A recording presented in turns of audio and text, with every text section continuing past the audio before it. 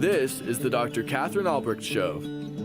Raise a signal flag on a bare hilltop. Call up an army against Babylon.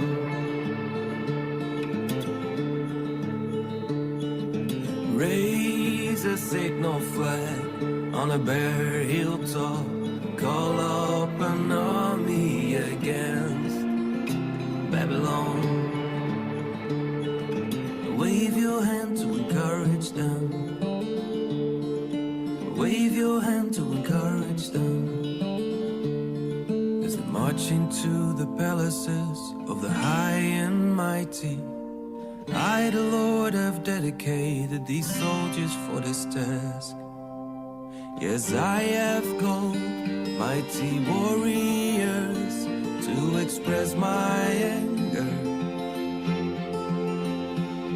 Yes, I have called mighty warriors to express my anger. And they will rejoice when I am exalted. Hello, welcome to a new week. Dr. Katherine Albrecht here. This is the Dr. Katherine Albrecht Show, and I'm delighted to be with you on this Monday as we head into Thanksgiving. It's Thanksgiving week here in the United States. Those of you in other countries who kind of wonder what we're up to this week, this is the week that everybody's bustling around and preparing, purchasing and thawing out huge, massive turkeys and making cranberry sauce and doing all the Thanksgiving things and making preparations for travel. I have one friend who is having 27 people over to her house on Thursday. So when I called her today, she was a little slammed, but that is the American tradition. And one of the reasons we have Thanksgiving, of course, the key reason we have a national holiday called Thanksgiving is it is a time to give thanks, and it is a time to give thanks to the Lord. So as we go into this week, we will not be broadcasting on Thursday or Friday. There will be rebroadcasts on those days. And Wednesday is a little bit up in the air. I'm not sure what's going to happen Wednesday, but I'm definitely here with you today or tomorrow. And if I am not doing a program on Wednesday, I'm going to dedicate some time tomorrow, or either tomorrow or Wednesday, to looking at the history of Thanksgiving, which is actually quite interesting and I think bears looking at, because thankfulness is one of the key things that we can offer to the Lord. It's one of the key things that scientists or psychologists have equated the amount of thankfulness you feel to having a happy life.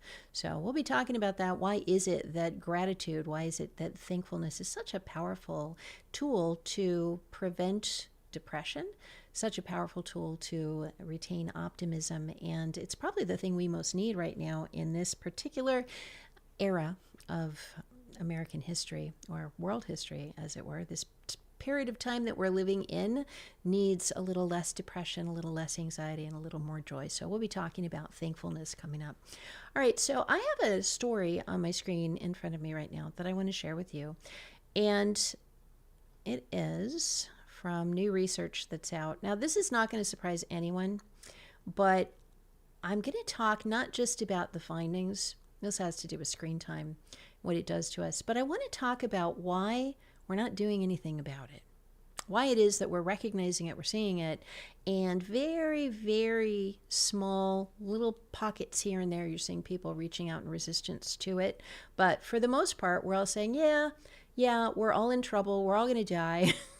we're all eating things that are poisoning us. And there's really a sense of almost fatalism, futility, like nobody's really trying to do anything about it. All right, let me read you this latest story as if you needed another one.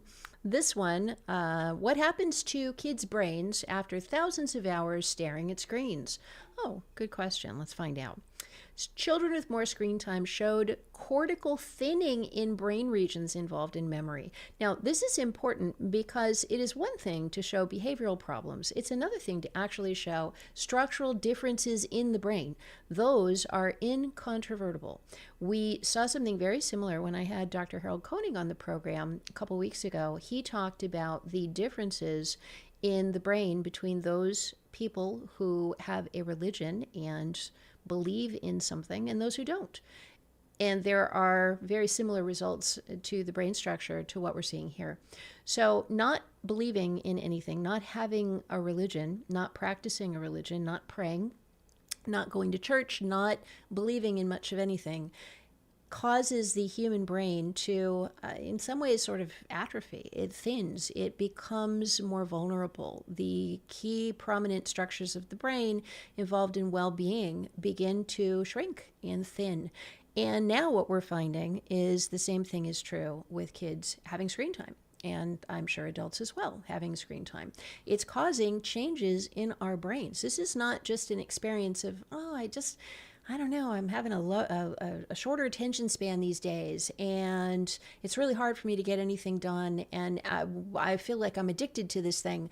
Well, that is not just your experience in your sort of day-to-day functioning. That's actually an experience that's happening in our brains. Now, the reason that I brought up Dr. Harold Koenig and his research on the brain is that he has been doing research on religion and its effects, positive and negative, on people for literally decades. And no one was listening. I mean, here and there, he'd get some things published, but for the most part, it was like, stick your fingers in your ears. I don't want to hear it. Don't want to know it. Not going to publish that. And as soon as one of his colleagues came out with actual brain scans and showed MRIs of the brain and showed structural differences, at that point and then only did the tide begin to turn. And then all of these decades of research that he and others had been accumulating to pointing to the benefits of religion in a person's life, all of those suddenly became interesting. The publication said, hey, we'll give it a second look. Let's see what we turned down before. And why is that? It's because brain scans, images of the brain, are incontrovertible evidence that something is going on. Now, to the best of my knowledge, this is the first time, at least that I have seen, a study that doesn't just talk about behavior or aggression or distractibility or grades or depression or anxiety or sense of well-being, but that actually does something similar. So let us hope, and I'm going to hope, fingers crossed here, that this evidence of actual changes in the brain will have the effect on the topic of screen time for kids that Dr. Harold Koenig had, or his colleague had, when they published similar research about the effects of religion. Okay, so let me go on. Here's in a nutshell. It's got 4 bullet points summarizing the research, and let me read you those. Brain structure differences detected. Children's aged 9 and 10 with higher screen time showed reduced thickness in brain regions controlling attention, memory, and impulse control after 2 years. Now, your brain really is a muscle. If you use it, it will grow bigger. It will, just like you lift weights, your muscles will start to grow. If you use parts of the brain, the parts of the brain will actually strengthen and reinforce themselves, and you will have more connections, and the brain regions will actually become thicker. If you do not use a portion of your brain, you will lose it. This is one of the reasons why Sesame Street was such a big deal back in the 1970s, when children were, for the first time, being exposed, or at least inner city children who were not getting a lot of language practice with their parents, when they were being exposed to just the simple stuff on Sesame Street. If you remember growing up, and Grover, Cookie Monster, would say, today's letter is the letter D. And they would do a whole lot of things with the letter D and say a lot of words to kids and sing songs to kids. They were actually able to find that those kids in later years, that their brain regions related to language had not atrophied in the way that children who had grown up without any stimulation regarding language, maybe addicted parents, maybe absent, overworked parents, that the kids who were exposed just even to Sesame Street were doing better. And actually, when I first got to the Harvard Graduate School of Education, Jerry Lesser, the father of Sesame Street, was my advisor for the first 2 years that I was there. So I know a lot about Sesame Street. I did a whole class on television and the developing child when I was at Harvard. And my personal research there, the project that I did, was to take a look at insults in television. Back then, we didn't have the internet. There wasn't an issue of screen time. It was an issue of television time. I'm sure now there's some amazing research coming out of that same program in those same classes. But I took a look at the number of instances of insults. Things like, I think Sonic the Hedgehog was one. I looked at Mr. Rogers' Neighborhood. I looked at, I don't know, a bunch of things that were popular in the early 90s. And I did an analysis, which they teach you how to do, where you look at, you print out the transcripts, which for us was hard. I actually had to transcribe them, print transcripts. I had to listen to the show with headphones on and type and get the transcripts. But then I went through and I looked at how many instances of insults were occurring in different programs. And everything from like, a girl says to her brother, "You're an idiot, you dummy, you're always messing up," or "Why are you late? You're always late. You can't do anything right," that kind of thing. So that was the research that I did back in the 90s, looking at the impact of just even those screens.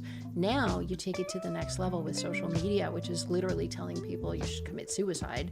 And we got a whole nother ball game. All right, stay tuned. I'll tell you more about this research when we come back.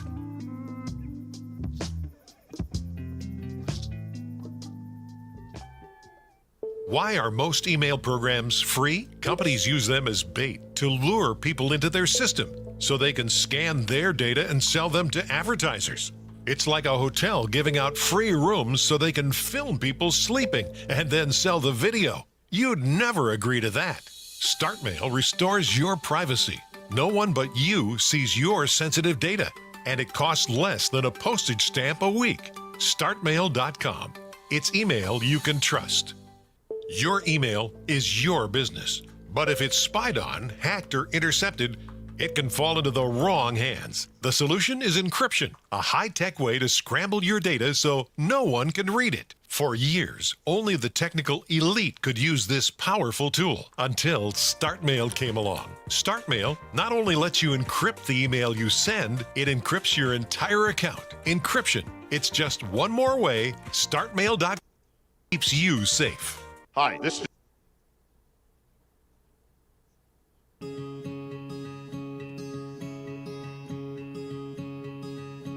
Oh, Israel, the one who formed you says, don't be afraid. Oh, Israel, the one who formed you says, don't be afraid. For I've ransomed you, called you by name, you are mine, you are mine. Oh, Israel, the one who formed you says, don't be afraid. Oh, Israel, the one who formed you says, don't be afraid. For I've ransomed you, I've called you by name.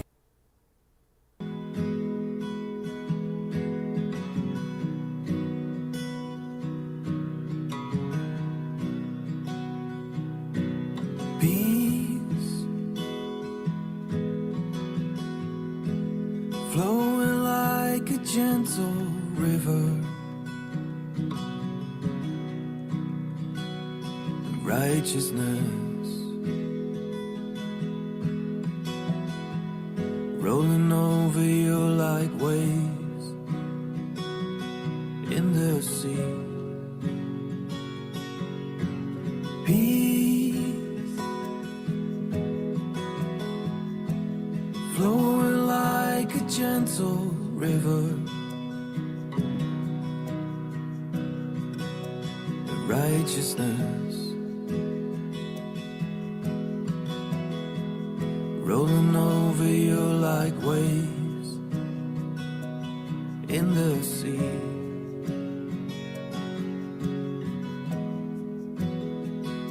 I love this song. I love the piece. All right. So I'm reading you the summary of the article, and then I'm going to go to the article itself, and we're going to take a look. This came out on Halloween, and as is pretty customary, it takes a little while for research once it's been published in the academic publications to kind of filter its way into the mainstream media. So I actually missed this one, but it has not been out very long. This was a U.S. study of around 12,000 children between the ages of 9 and 10, or including ages 9 and 10. I guess there's no age in between there, but including those two ages. And it took a look at their screen time exposure and then did actual MRI scans of their brains. All right, here's what we found. Brain structure differences. Children ages 9 and 10 with higher screen time showed differences in the thickness of the brain regions regarding or related to attention, memory, and impulse control after 2 years compared to children with lower screen time. Okay, so let's break that one down real quick. So attention. It makes sense that if a child is spending their time looking at a screen, their attention levels are going to be shorter. And the part of the brain that is exercised by paying attention is not getting exercised, right? Think about that for a minute, and it affects all of us. I talked about this on a recent program when I was discussing my own impressions on first encountering the World Wide Web, the WWW, back in 93. The impression that I had was, hang on a minute, how am I going to finish a whole page of reading if you got hyperlinks in there that I'm supposed to click and go somewhere else? And I was very puzzled by this notion that I wouldn't be able to finish what I was reading. That is attention, folks. That's what that's about. In fact, even as I was looking up this article, even as I was researching it, I did not read a single article on this topic, even preparing for this show, beginning to end. What I did is I read down, and then I read a little further, and then I looked for the link, and then I click the link, and I usually open it in a new tab at least, so I've got the old one to go back to, but I did not go back. I went to the new tab and I said, oh, let me read this. And then I went to the original research and I said, oh, here's the abstract. Let me get the basics. But did I sit down and actually read beginning to end this study? No. Why didn't I? Because I didn't think I needed to. And maybe I don't need to. But we are a society now that doesn't think we need to go deep on really much of anything. And that's the problem. So this is, kind of a meta issue. We're experiencing in a nutshell what the actual nutshell contains. All right. And here it says in a nutshell. That's probably where I got that. Okay. So differences in brain structure regarding attention. That should not be a surprise to anyone. In fact, television, back when I was researching TV, was already affecting kids' attention spans already. You would have a 30-second commercial. You would have a show that only lasted 30 minutes. And in the middle of the 30 minutes, you would be, just like with this radio program, it would be broken up with advertisements. And so you'd be listening along, and then an ad would come up, and maybe you'd go to the bathroom, maybe go get a snack, maybe your friend would call, and you'd never even go back or watch the rest of it. So we have this sort of built-in interruptions, as well as the interruptions that are already on the screen, from the clickability. So we have become a society that interrupts itself all the time. We interrupt ourselves with ads. We interrupt ourselves with commercials. We interrupt what we're doing to quickly, I think I'll just quickly check my social media and see if I got any likes on that post. Or, I'll just double check to see where my friend is on the GPS, whatever it's called. Let me just see where everybody is. Let me just check a couple things. Okay. And how often are we doing that? I remember back in, when did I learn to drive? 1980s? Yeah. Back in the 1980s when I learned to drive, my dad, who is a very different temperament from me, very attention-oriented, tool-using, focused person. And I'm kind of an idea person. I'm just out in my mind thinking about a million things all the time. And when he was showing me how to drive a car, we had a really interesting sort of a disconnect. So we're sitting in the car and he shows me all the instrument panel and explains to me the tachometer and the speedometer and the oil gauge and the temperature gauge and what else is on there? I don't know, the other stuff. Others, so you can tell how much attention I pay even to this day. But there's stuff on there. And so we're driving and he says, what you need to do is probably about once a minute, just look down and review your gauges. And I tried, I tried once a minute to review the gauges, but they never changed. So once a minute I'd be driving and I'd try to remember and I go, oh my gosh, it's been like 5 minutes. I haven't even looked. And I'd look and I'd be like, they haven't changed. And then I realized the difference. Now, I have a daughter. My daughter who's in Buenos Aires is very much the same way. She notices everything. She sees with her eyes, and her brain processes the things her eyes see. Mine don't always do that. So I remember thinking to myself, if I continue along this road of looking at the instrument panel once a minute, I am going to crash this car, because I can't. He had the ability to glance and look up, and he was doing that all the time. I had the ability to go, wait, what am I looking at? Hang on. And I'm driving. So that's not going to work. I am lucky if I review those instruments, like how much do I have the gas gauge, right? Do I have gas in the tank? Is the car overheating? Is it I'm fortunate if I do that maybe once while driving each time I get in the car. So there's a difference. And if you take that distractibility, now I've acknowledged this on the program before. I have ADHD, attention deficit hyperactivity disorder. I don't think I have the hyperactivity part. Maybe I do. But I definitely have the attention part, where I can focus really hard on one thing for a long, long time and lose track of everything around me. Or I'm going, look, a squirrel. What was that? Okay. And I typically do a pretty good job, I hope, of getting back to where I was before I digressed just a little bit. But if you take a society, we have a huge increase in the number of people with attention issues and attention deficit disorder diagnoses nowadays. And my dad, I would have thought that's a lack of attention, but it was the opposite of a lack of attention. He was able to be focused on driving and yet still kind of do that thing. Most of us are not doing that. So attention. So if we were to look at the brain region associated with controlling attention, mine has probably gotten thinner over the years since I have been using screens and distracted and clicking and going here and there. All right, memory. How many places do you go that if your GPS was taken away from you, you could get there? That is one of a whole lot of things that technology is handling for us. We no longer have to remember, get on this freeway, get off that exit, turn left here, do that, go to the light. We don't have to remember those things anymore because it's all taken care of for us in the background. Turn left at the light. Oh, where am I? Oh yeah, turn left at the light. The memory that we have lost goes even beyond that. I remember in my early 20s, I knew the phone numbers of probably 50 people by heart. I just knew them. I knew it was a 7-digit, not a 10-digit, but I knew the 7-digit numbers of everybody that I needed to call. And I had memorized them. And I memorized them because on the phone, I had to pick up the phone. Well, it wasn't even pick it up like that. I picked up the phone and I punched in the numbers over and over. Every time I called, I punched in those numbers. Every time I called, I punched in those numbers. So maybe the first dozen times I might have had to look it up, like get out my book and open it and turn alphabetically to that person's name and then see the number and then pick up the phone, wait for a dial tone and punch in those numbers. Sometimes it was 10 digits, but usually 7, meaning it wasn't long distance. So I would punch them in. What do we do nowadays? Do you know the pick a family member? Do you know by heart the phone number of your brother, of your sister, of your parents, of your kids? Do you know by heart the phone number? Think of the last 10 people you've called. If someone asked you, what is their phone number? Could you tell them?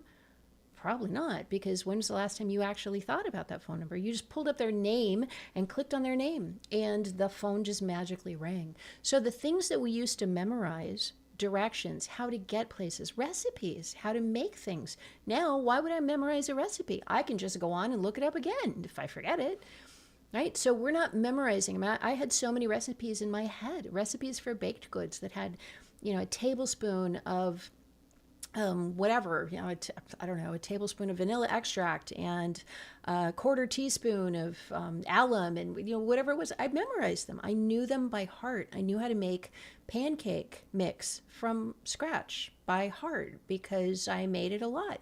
and I had to remember it. So the memory is another thing that kids are losing their ability to, and this is like a muscle, losing their ability to remember things, and we are too. So, by the way, have you ever had this experience? Maybe it's even happened to you, where you'll ask somebody their phone number and they'll be like, "Hang on, I never dial it. I don't remember it." And you'll talk to a person and they don't even know their own phone number. Yeah, this is a serious memory problem. And if we don't exercise our memories, what's going to happen to us when we get older? Right? We already know that in kind of that, what do they call it? Kind of the middle age, like starting to lose track of things. Well, if you haven't been exercising your memory, that's going to happen a lot worse and a lot sooner to you. All right, the third one here is impulse control.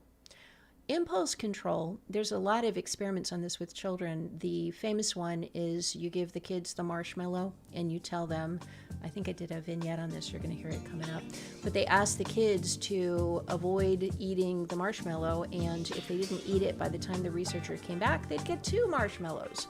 And so that's self-control. You know there's a reward in it for you, but can you control yourself? And kids nowadays are having a hard time doing it, so are we adults. All right, stay tuned. I will be right back.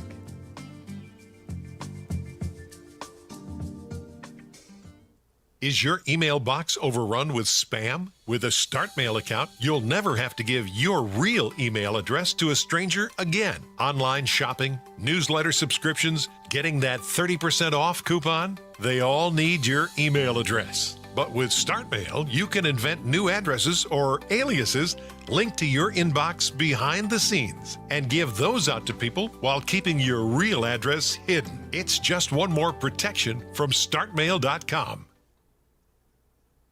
You've fallen in a trap that could ruin your life if you keep using Yahoo. You consent to sharing all data in your email account with our AI providers, and you grant us a perpetual license to use, display, publish, and publicly distribute your content in any media known now or in the future, and to let other users access and distribute it as well. Yikes! It's time to switch to StartMail, the only email that's AI-free and private by design. StartMail.com. Use promo code JD.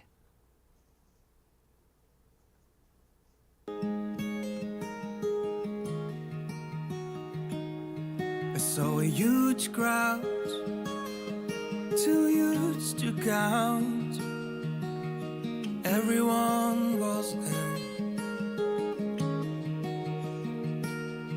all nations and tribes, all races and languages, and they were standing, dressed in white robes,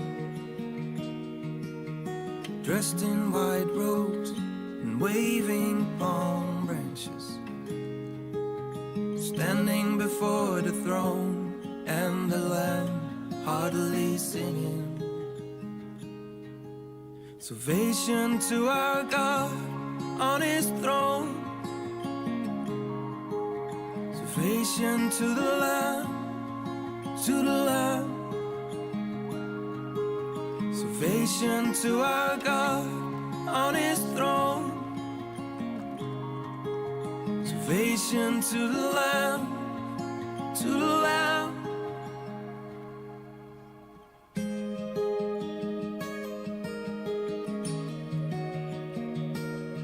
I saw a huge crowd, too huge to count. Everyone was there, all nations and tribes, all races and languages, and they were standing, dressed in white robes, standing before the throne and the Lamb, heartily singing. Salvation to our God on His throne,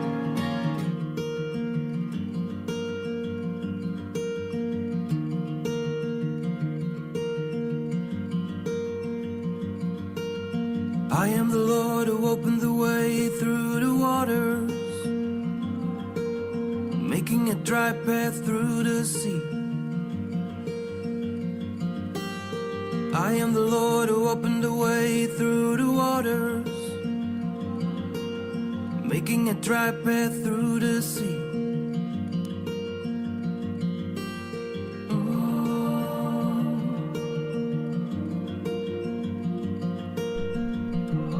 All right, I'm going to jump in here.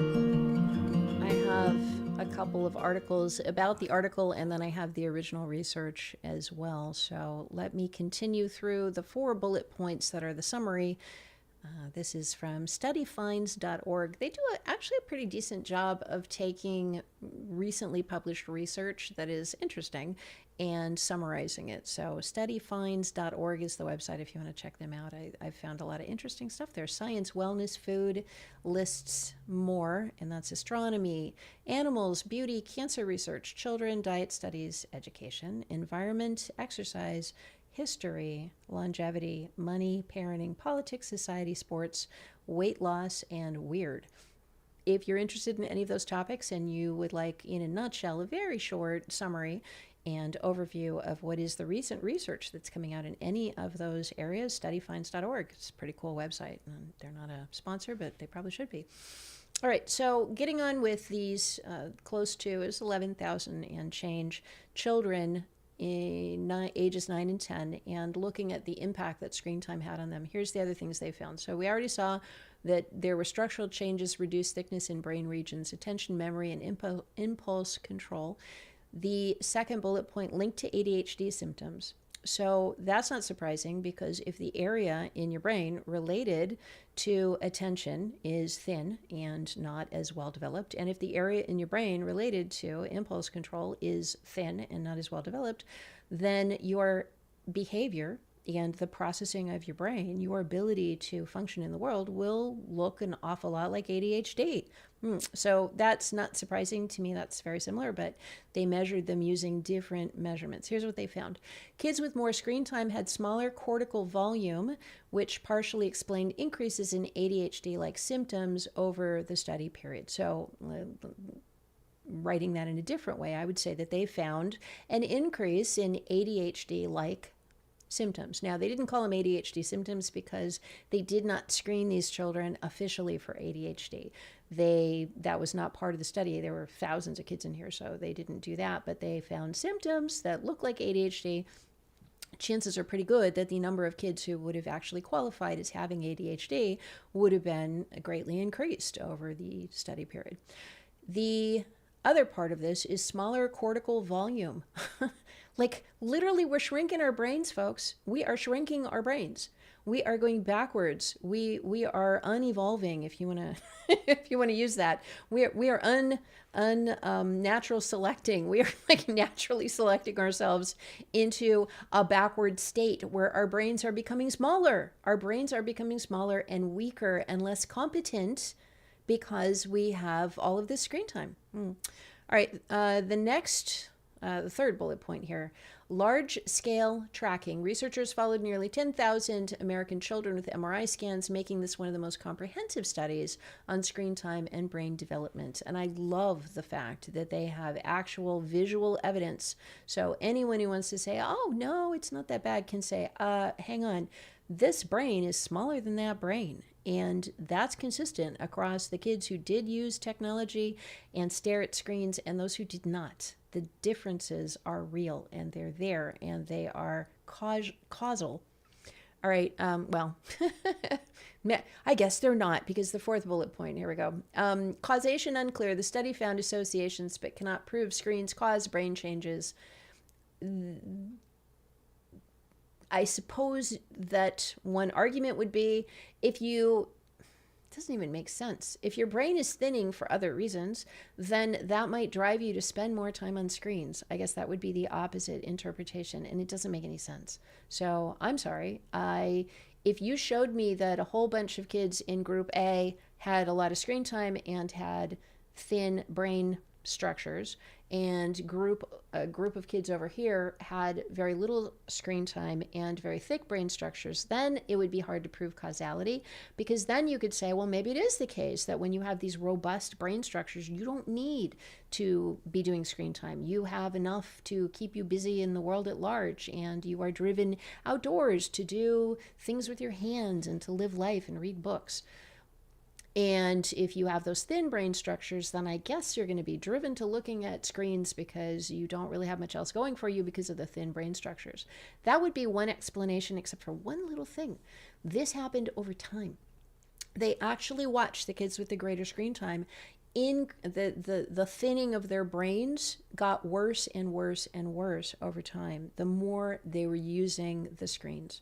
So to me, this is pretty darn close to causality. It would be interesting to see what study they're going to design next to try to actually prove the causality of this, or if they will even be able to. This comes pretty close for me as a researcher. Causality, kids with attention difficulties may naturally spend more time on devices and effects. Okay, so that's, what I just explained. Okay, now let me go over to the article itself. It's the ABCD study. This is an ongoing multi-center project conducted at 21 sites across the U.S. following a cohort, that's a fancy word for just a group of them all sort of together, moving along together, following a cohort of 11,878 children, initially aged 9 to 10 years old. Obviously, they're older now. Details regarding recruitment and ethical considerations have been published previously. So this is a study of these kids looking at many different aspects of their lives, not just looking at their use of technology, not just looking at the thickness of certain regions of their brain related to screen time, but it's looking at a lot of things. And so this is what social science often does, is it will take a cohort of people and it will study them, what's called a longitudinal study. Longitudinal means long over time. So in a longitudinal study, we have some dating all the way back to the 1950s, where a cohort of people signed up for the study, say in their 20s, and then they followed them all the way through to their 50s, 60s, 70s, and saw what were the different what was correlated with different aspects of different outcomes, what was correlated with them developing illnesses, what was correlating with divorce, what was correlated with all these different things. And so if you participate in a study like this, my mom did for a while, you get a big honking questionnaire with a million seemingly unrelated questions. Do you smoke? Do you do ballet? I remember her showing it to me when I was a teenager and just going, "Why are you doing this, Mom?" And she was saying, "Oh no, I'm part of this cohort." And so there are people involved in these studies. These 9 and 10-year-old 9-year-olds who are probably now 11 and 12 started this 2 years ago. They are likely going to continue to participate in this study for many years to come. And so we'll learn much, much more about them. All right. So this kind of a cohort. So basically there's a data set and researchers who want to access that data set and see if there's a correlation between going to the ballet and getting divorced. I don't know. Somebody might want to study that. They can access this data. Researchers can get a hold of this whole sort of complex bunch of numbers that is in a database, and they can run their own analyses on them. And they could reach all kinds of, discover all kinds of correlations and connections and outcomes that other people haven't seen.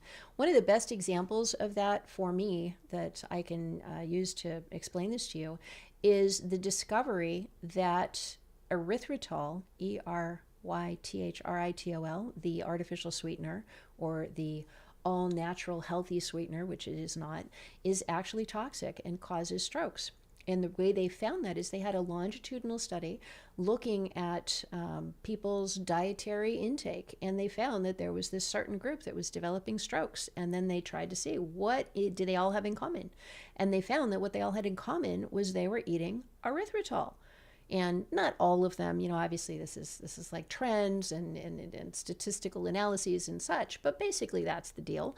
And so then they said, that's really surprising. Now that we know that, let's publish that, let's get that information out there, and then other researchers can now do further studies on it. And when they did that, they found physiological effects from consuming erythritol that take place within 30 minutes of eating it, similar to eating cyanide or strychnine or any other poison, that it affects you immediately. And why they haven't taken that off the US market, I cannot tell you. Well, I can tell you it's because of money, but don't eat it. If you have it in any product, throw it away. It might as well say cyanide right there on the label because it's toxic.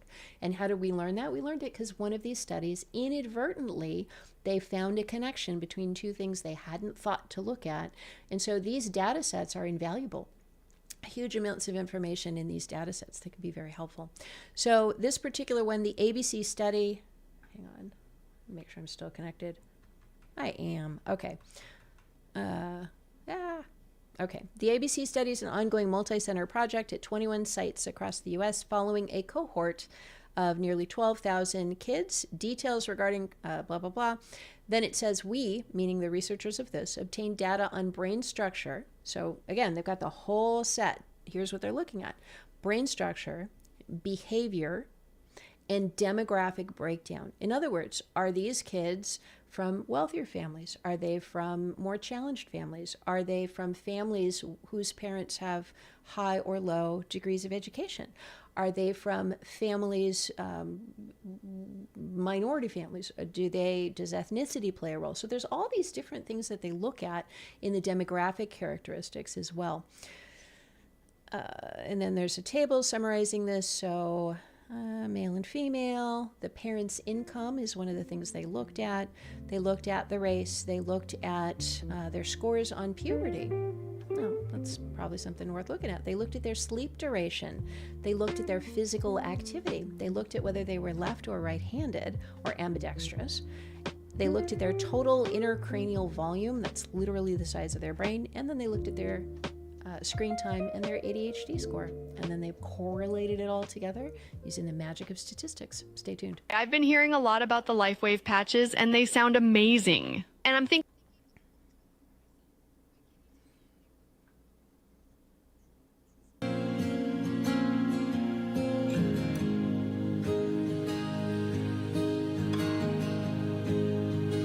Look at the birds. Look at the birds. I tell you not to worry about everyday life. I tell you not to worry about everyday life.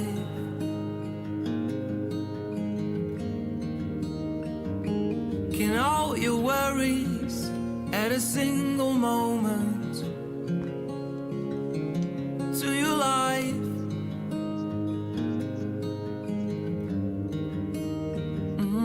Look at the birds. Look at the birds.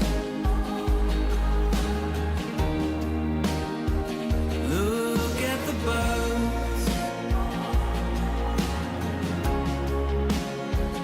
Look at the birds.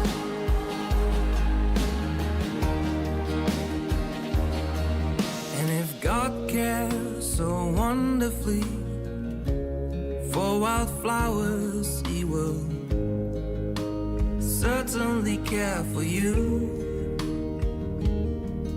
And if God cares so wonderfully,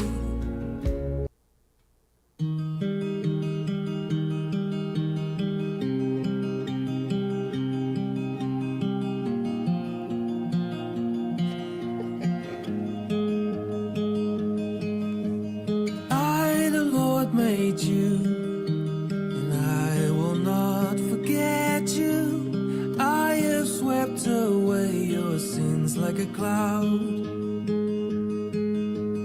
I, the Lord, made you, and I will not forget you. I have swept away your sins like a cloud.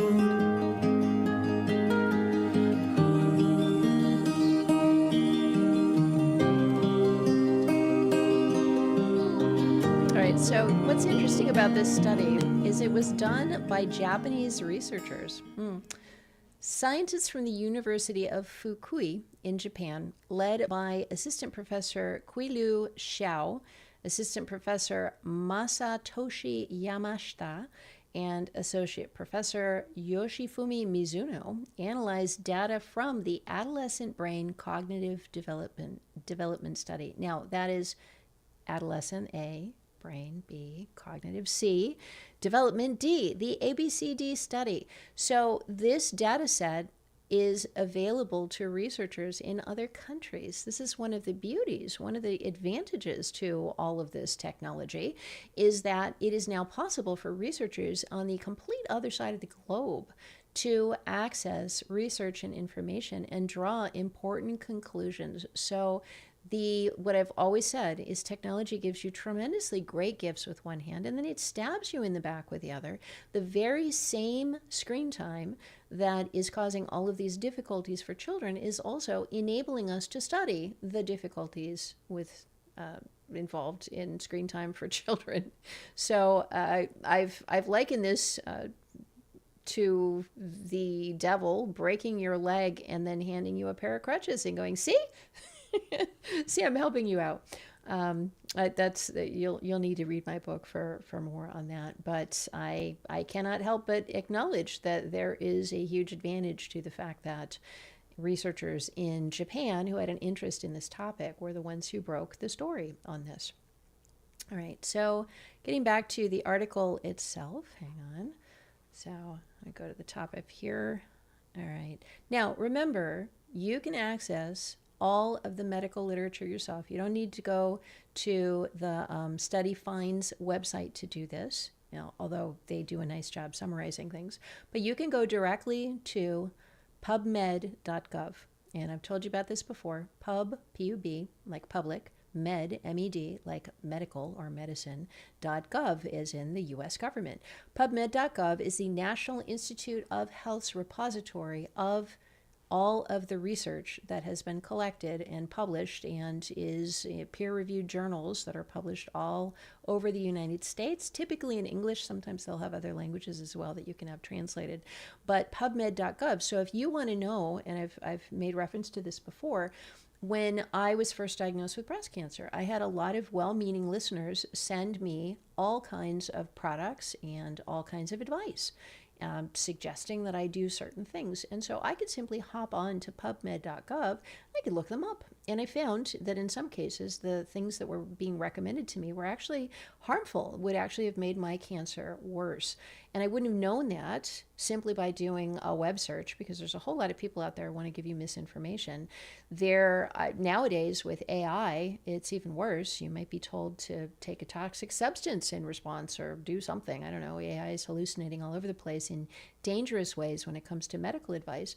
But you can go to PubMed.gov and you can see the peer-reviewed academic studies that are coming out, in which they will tell you, who did they study? What did they do? How long did they do it? How did they select these people? And the academic publication process is by no means perfect. There's a lot of stuff that gets through the cracks and gets published despite the fact that it probably shouldn't have been. But for the most part, this peer review process, when somebody says peer-reviewed literature, that is the gold standard. Those are the magic words to academics. Peer-reviewed means, let's say I write an article, and my article says, I studied, 10 of my neighbors, and I found out that they, the less they like artificial intelligence, the nicer the car they drive. Right? And I write up an article, and I make it look really good, and it's got an abstract, and it's got all the charts and tables, and I want to have it published. So I will take that article and I will send it to, the Journal of, what would be a journal for that? The Journal of Sociologic Responses to, I don't know, technology. I don't even know the journal. I cannot think of one. But let's say I send it into the Journal of, the Psychology of Car Purchases. Then when they received it, the first thing they would do is, first of all, read it over and see if it's nonsense, and see what my credentials are, if I even have a right to be writing such a thing. If you do not have an academic affiliation, your chances of getting that published are pretty much slim to none. I don't have an academic affiliation now. I'm not a professor. I'm not on the staff or a member of a department at a university right now. So my chances of getting something published would be very slim. But let's say that I had an academic post and that I was an associate professor, or maybe even a full professor at some university. Then they would go, okay, check. And then the next thing they would do, after reading it over to see if it's just even well written and put together properly, is then they would say, well, maybe we'll publish this, but we need to have it peer reviewed. So what they would do is find a set of people who have my similar credentials or who operate in the field that I'm writing on. And they would send this article to them with the expectation or the understanding or the assumption that those people know what kinds of literature what kinds of things have already been published on car sales and psychology. So I have myself been approached several times. In fact, I've peer reviewed a couple of different articles, and I've been approached a number of times to do peer review by a journal. They'll contact me and say, hey, Dr. Albrecht, would you peer review this particular person's article for publication in our publication? And I get the article and I read it over, and there are certain criterion that they have to meet, and I give them feedback, and I'll say, this left out a whole chunk of background research that they didn't look at, or it looks like when they made the chart, the chart, I don't understand how they got the numbers in there, or so that's peer review. Peer review is almost like a professor grading someone's work, but doing it under a microscope. So that's peer review. And you don't just ask one person or two people, you ask a number of different people to peer review the research. And only after they have their say, it's almost like you red mark up the paper and you go and you say, go back to the drawing board, fix this, repair that. Only after all of the peers are in agreement that the article represents the current state of knowledge in that field, and only after all the peers are in agreement that this is an accurate representation of the research that they did and that it has academic significance, at that point the peers all sign off, and then it's up to the journal whether they choose to publish that or not. So that's how it works. That's how the whole peer-reviewed process. So when you hear peer-reviewed academic research, you will know that it has met that gold standard. The gold standard of having had independent people who do not know the author, who are experts in that field, to review to see whether the article is valid or not, looks valid or not. Now, nobody really knows whether the article is really valid unless they get into the original data set, and then unless they look at how the data was collected and even replicate the experiment themselves or replicate the study themselves. That's not what peer review says. Peer review is not saying, I hereby guarantee that every single word in here is correct. Peer review is a kind of a lighter standard. And there have been a number of cases at Harvard specifically involving people at high positions at Harvard who had peer-reviewed academic research published that was later found to have been flawed, faulty, plagiarized, other issues with it. So it's not a guarantee that what you're reading is right, but we have a little bit of a guarantee in that there are so many people reading and doing research, reading studies, and then doing research to replicate them. And that's the phrase you'll hear. So somebody may choose to replicate this study. They may choose to actually take another cohort of 9-year-olds and 10-year-olds. They may choose to also do brain scans on them and look at them again 2 years later and see if they can replicate the findings. So you cannot really, it's not ironclad until it has been replicated, duplicated. Other people can find the same study, the same outcomes from the same inputs. And that tells you you're actually dealing with a real phenomenon. This is what's happening. This is a true fact, as true as we can say it is, when multiple different researchers find the same conclusion. So back to the thing I opened this with, the topic I opened this with. So we've got studies now. We have a study that came out on Halloween involving 12,000 kids. This is a big study. The reliability of this study is quite high. When you have only 5 or 6 people, you kind of go, oh, maybe there's something there, maybe there isn't. When you're dealing with 12,000 kids, you're dealing with very high numbers. And so you can be pretty confident that the connections they saw here were actual connections that existed within the data.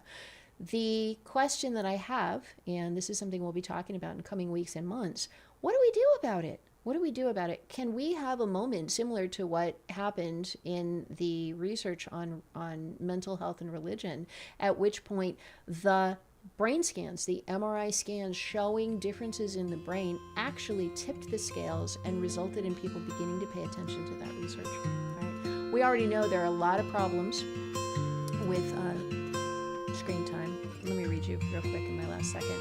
The association between screen time, ADHD, brain structure, neural mechanisms,